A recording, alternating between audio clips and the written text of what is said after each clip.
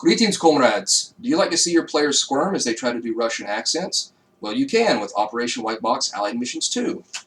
As this is set completely in Stalingrad, 1942, defense of the city, and it's for World War II Operation WhiteBox. And this comes on the heels of Operation WhiteBox Allied Missions 1, which was set in Normandy, Norway, and Northern Africa. So this is a color book. It's by Pete Spahn and Kelly Davis. There are a lot of maps involved. And these are a new type of map that are all made for virtual tabletop, and that was pretty much the main focus of this, was to transition over to virtual tabletop.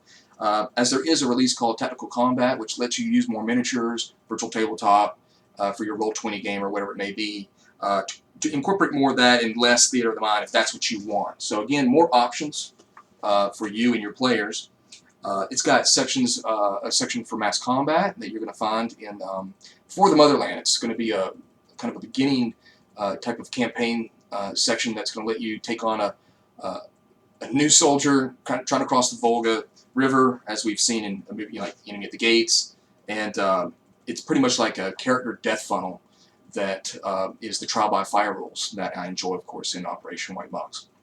So it's going to incorporate a lot of that stuff that you'd find between the trial by fire, the mass combat, and then all the other stuff that Operation WhiteBox has to offer, between the different class challenges that your classes may have.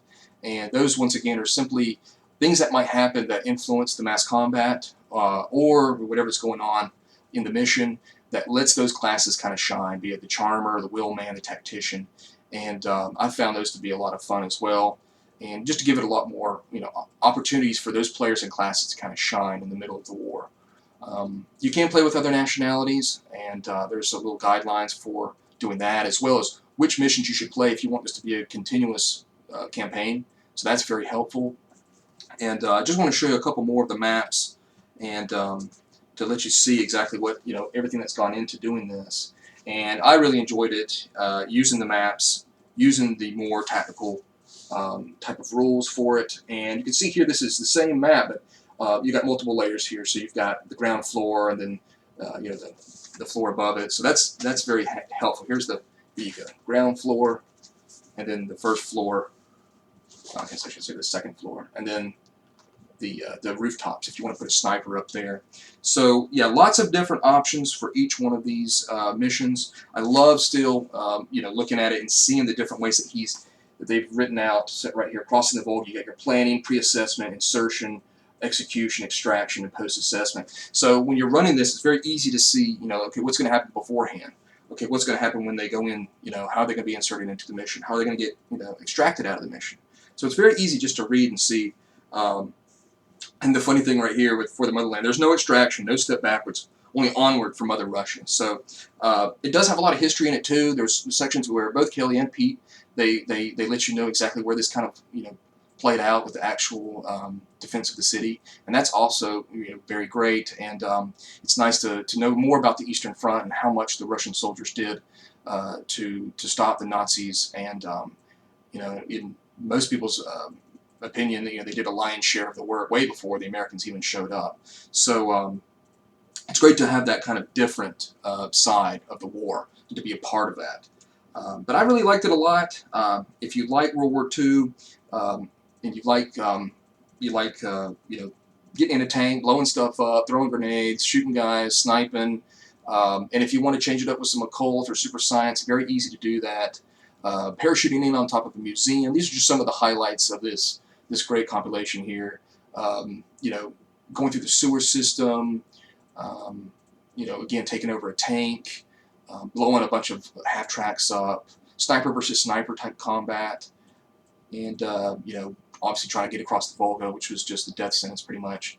I think you're going to have a lot of fun, and, also learn a bit of history as well with this release, which that's one thing I've enjoyed about a lot of historical games, is that you can take with this there and then learn a lot more from it. So I definitely think that Allied Missions 2 is going to help you do that, is to learn a little bit, destroy some Nazis, blow some stuff up, and try to do a Russian accent if you can, and have a lot of fun doing it. So big fan of the virtual tabletop maps, and there are There are tokens for everything if you buy the PDF online, and I'll have the link, of course, down below in the description.